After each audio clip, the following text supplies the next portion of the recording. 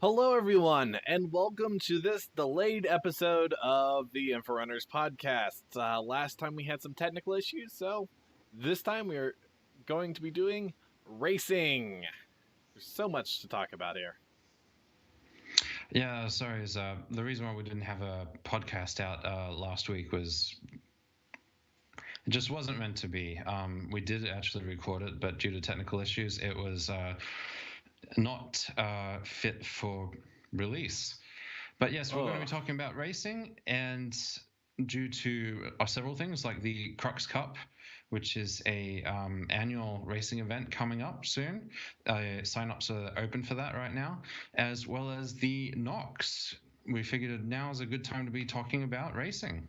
and of course, there's a lot of people that recently picked up during that sale the week before about the M50 and the Razor. So racing is a thing, and in Star Citizen, racing will probably actually be a profitable career with people going from place to place to place doing races, plus two entire crews built around like normal pit crews, people to repair, people to refuel. Then, of course, you have long distance, short distance racing. There's so many possibilities, and how do we know this will be a career? Well, first of all, why would CIG even build all these racing vessels without even having that as a possibility, let alone looking at the lore in Star Citizen and looking at this particular map in Arena Commander? Well, it's not only that you have sort of NPC-driven races, which CIG have seemed to commit to very much. The idea that you'd have a professional and more casualized races that you can just join up. That's actually a part of the game. But then you also have the player-driven side, where players will be actively making their own competitions, perhaps thanks to the PU making their own race courses, and hopefully CIG, due to the very sort of sandbox nature that the PU is, will hopefully give us the tools to maybe set your own gates to put in, and perhaps give you the tools to make sort of more official races. Because if they do that, then the sky's the limit when it comes to racing. Well, And that regardless, would we have the tools already. We have beacons. And if you all you need now is someone there to say, "Hey, you were there, an observer." We did that the other day with this Starfarer racing. Yeah, well, this is it. We did Starfarer racing, and all it took was an observer who then timed everyone. And so, like, everyone who completed those races, we actually had proper time lapse, and that was a lot of fun. And all you really needed was a spare person. So it's possible even now. It's possible even now, and with beacons, it's possible for even doing something either more long distance or a little bit more complex courses. But however you look at it, there's going to be two main forms of racing. You're going to have, of course, your stock NPC racing, which is going to be kind of like what you see right now in Arena Commander. A lot of games do things like that. Kind of cool, but when you think about it, what's really going to make Star Citizen unique is the fact that you're going to have the ability for player driven races, which can have so many possibilities. And that's where I think the Crux Cup really clenches it. And then some of the stuff that's going to happen in 3.0, because the Crux Cup has three different categories. You have, of course, with your categories, you actually have your Aurora Classic, which is kind of your everyman's race. Think stock car. So think eventually you may have stock car racing in Star Citizen. And then, of course, you're going to have like kind of your open racing where anything goes. And that's when you can get some cool modified ships. So you have those type of categories versus later on maybe going into long range racing. Well, this is it. You end up getting very different sorts of levels of profession, or perhaps even classes of racing. You may get like very sort of high-profile tournaments with large prize pools, and you'll also get sort of casual ones where, everyone gets their sort of modded up aero-based cars and mass competes. Like you have on a marathon, people just do it to sort of be part of the event.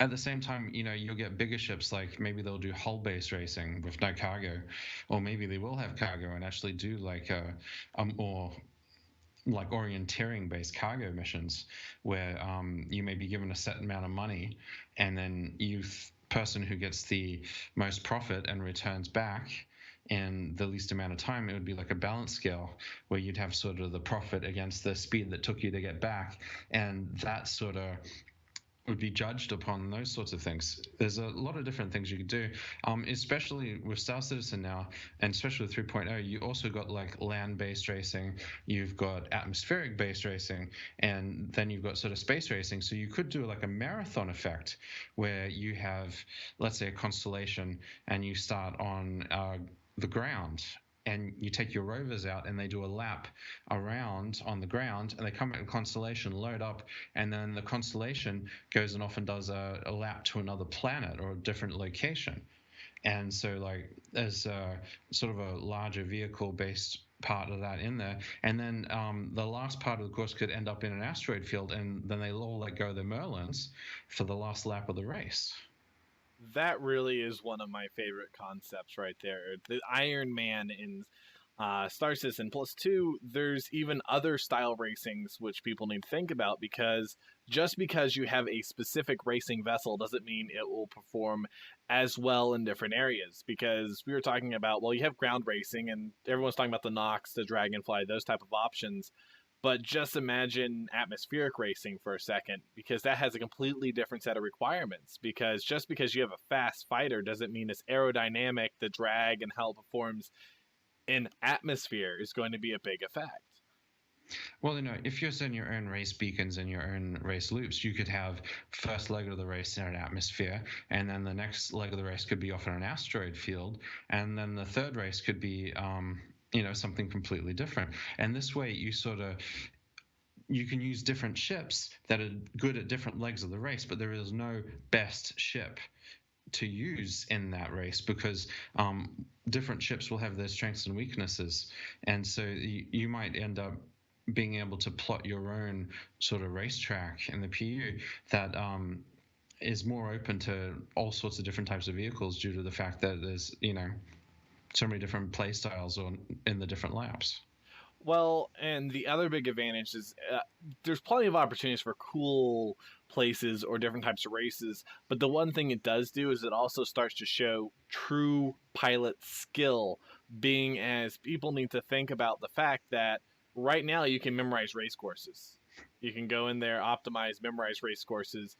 I forgot what video I saw of someone competing like the longest map in, like, what was it, 20, 30 seconds? Some ridiculous time through memorized speeds, boosting, and things like that. But you can't necessarily do that in a completely player made course that's just been put down. Well, this is it. You could get groups creating their own race courses for people to compete on, and when the racers get there for the first time, they've never actually flown that course before. In other words, they have to use their wits, their navigation skills, in order to properly navigate the obstacles in the course itself. And I can see orgs going to great lengths to hide the courses they make before they run the race, and probably other people trying to scout that out, and so they might get a sort of leg up and know what's going to happen before it. Well, the thing is, it's really going to be a test of pilot skill as well as crew skill. A lot of people always say, oh, it's the pilot, the pilot, the pilot. The guy who repairs your ship after you knocked off a wing in the PU is going to be big. The guy who goes in there and refuels your vessel because you're out of hydrogen fuel for a longer race is going to be big. Well, think about it. In the PU, you lose a wing, or you need some more sort of a refuel stop. You're only going to need a pit crew. Like, they're going to need you. If you take enough sustained damage, then your crucible comes along and maybe it does a quick repair, swap some parts, and then off again you go. You might have taken a bit of time as a penalty for having to stop to do that, or maybe it even has a extra spare snub there. Could take two snubs, so you could have that backup ship, in which case you quickly switch over vehicles when they start repairing the one, while you immediately go back into the race.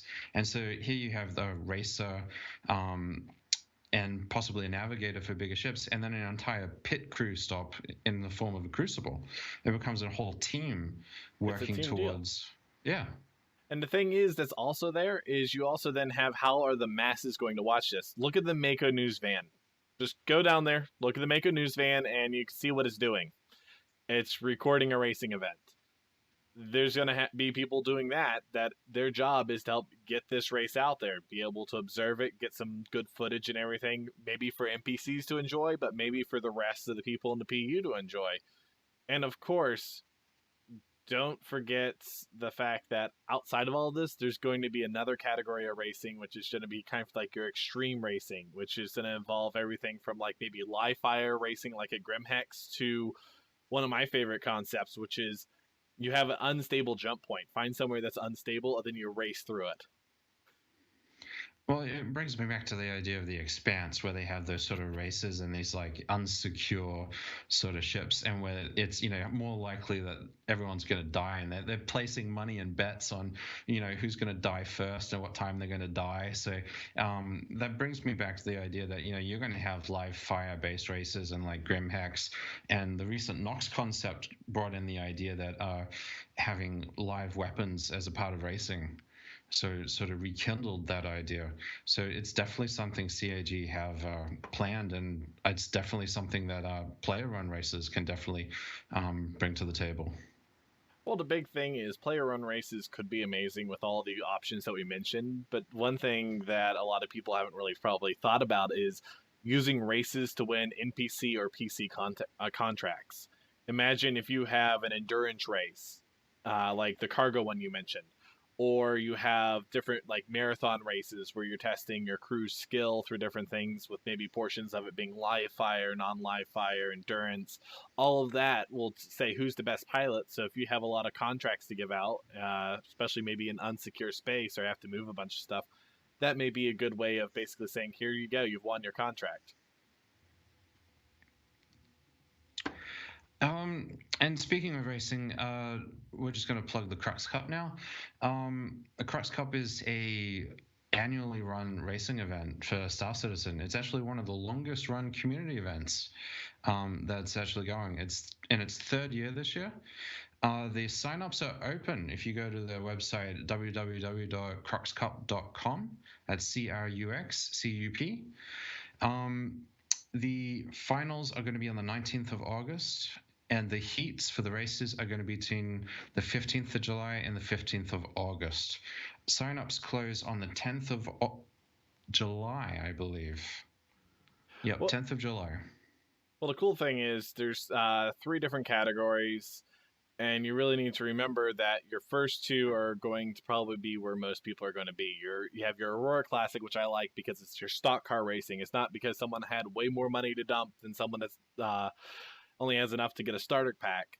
Everyone can get an Aurora and go with it. Then, of course, you have your open racing, which you get to see all sorts of cool ships compete. And then, of course, you get the really enjoyable Acrux Cup, which is your top pilots. And they actually have to compete qualifying heats, basically, or times, you might say, to qualify for even competing in this. And this has the absolute best prizes, as you can see. Speaking of prizes, this year they have a 1,600 USD prize pool, and that sort of scales up. Like the A-Crops has the better prizes, the Open is around in the middle, and is a little bit on the cheaper. And the A-Crops is limited to the top 24 qualifiers, so it is sort of a very prestigious sort of a race. So a lot of really cool things, some really cool prizes. Definitely stay tuned for that. Being as not only is this a cool racing event to watch, but it really shows you just the tip of the iceberg on what community events will be. When 3.0 comes out, I guarantee you're going to start seeing way more cool events and way more possibilities when it comes to the idea of racing in Star Citizen. Also, with the actually on the day of the finals for the Crux Cup, they will be streaming on Twitch. I believe they've set up their own Twitch channel now, and they should have a co-host panel to sort of look over and comment on the races. So far, they've got Board Gamer lined up and the Astropub. So really cool group. It's quite a lineup. So, guys, what do you think? Racing, is it going to be a big thing in Star Citizen? Are we completely wrong? What type of ideas would you like to see for racing events? And what are your thoughts? And as always, don't forget to like and subscribe. We always love and read all of your comments. Definitely. And as always, see you around.